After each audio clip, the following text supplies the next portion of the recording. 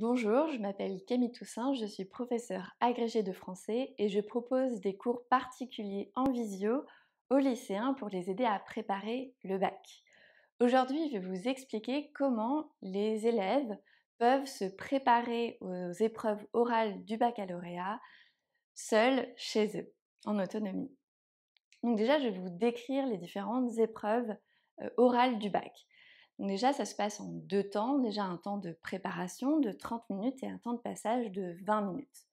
Pendant ces 20 minutes, l'élève va devoir produire une explication linéaire pendant 10 minutes d'un texte que l'examinateur aura choisi parmi les 20 textes qu'il a étudiés, que le candidat a étudiés pendant l'année. Après l'explication linéaire, il devra répondre à une question de grammaire choisie par l'examinateur sur le texte en question. Cette épreuve dure 2 minutes. Et ensuite, la dernière étape, celle de l'entretien qui dure 8 minutes, qui repose sur un ouvrage que l'élève a choisi parmi les 8 œuvres qui auront été étudiées pendant l'année, qu'il doit présenter pendant 2 minutes et ensuite il y a un échange avec l'examinateur. Alors pour réussir cet examen, il faut s'entraîner régulièrement pendant l'année et se tester dans les conditions du bac et ne pas seulement se reposer sur les épreuves blanches qui seront proposées en cours durant toute l'année. Il faut aussi s'entraîner chez soi en autonomie. Alors, pour ce qui est de l'explication linéaire, généralement, les élèves vont faire des fiches. Alors, je ne suis pas du tout contre les fiches, c'est une bonne méthode. Le problème, c'est que ça peut créer l'illusion déjà qu'on maîtrise le contenu, c'est-à-dire qu'on l'a compris et qu'on se l'est approprié, mais aussi qu'on l'a mémorisé. Et donc, pour combattre ces illusions, on doit se tester. Alors, comment se tester? Ce qui est le mieux, c'est de se mettre dans les conditions du bac, donc de prendre un texte qu'on a étudié pendant l'année, le prendre plutôt au hasard, c'est mieux, c'est plus difficile, mais du coup c'est mieux, c'est plus proche de ce qui va se passer le jour du bac.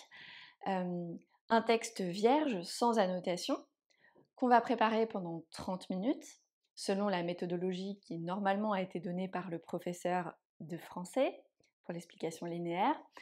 Et ensuite, on va passer pendant 10 minutes. Donc on se met un chronomètre, on s'enregistre avec son téléphone par exemple, et on fait l'exercice pendant ces 10 minutes. Ce qui est très important ensuite, c'est de s'écouter.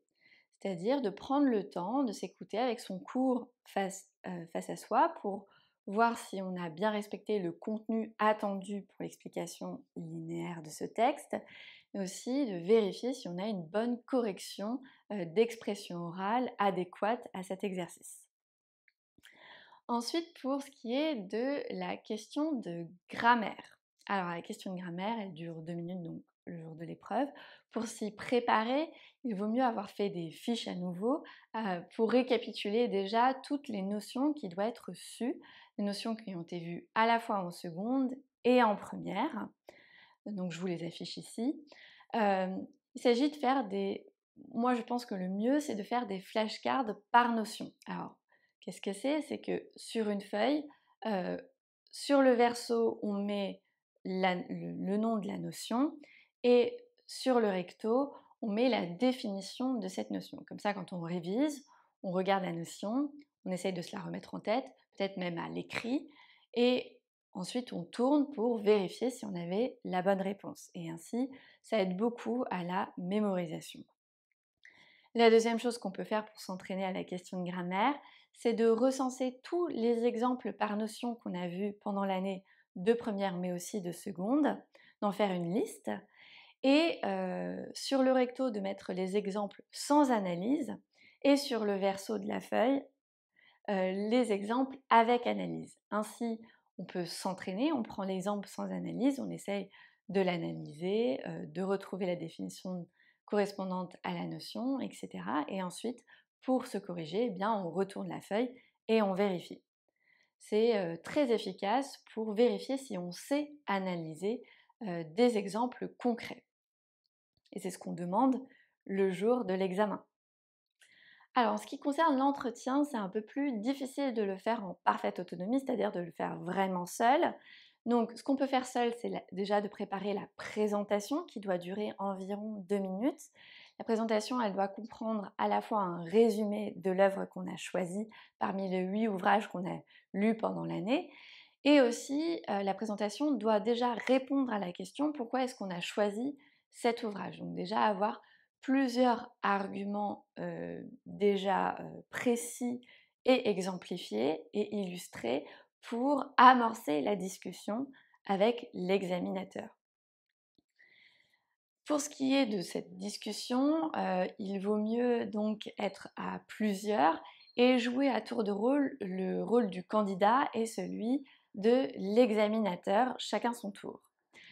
Pour aider l'examinateur, il vaut mieux avoir prévu ensemble une liste de questions que l'examinateur va pouvoir poser, une longue liste, comme ça il peut les poser un peu dans le désordre et le candidat ne s'attend pas à la question qu'il va recevoir, pour mieux mimer ce qui va vraiment se passer pendant l'entretien.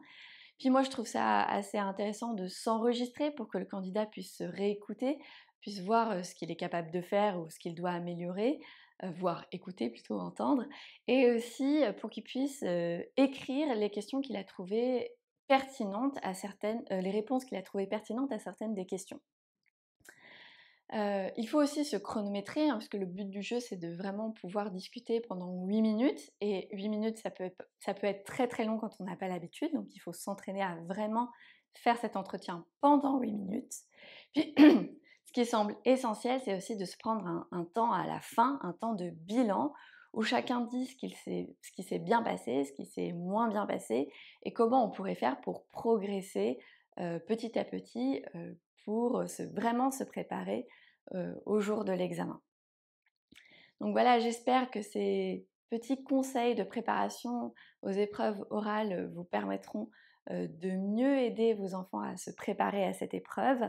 Je propose des cours particuliers de français, donc si vos enfants ont des difficultés pour se préparer aux épreuves orales, mais aussi pour se préparer aux épreuves écrites, et que vous êtes intéressé, n'hésitez pas à me contacter à contact@camille-toussaint.fr. Je serai ravie de pouvoir vous aider.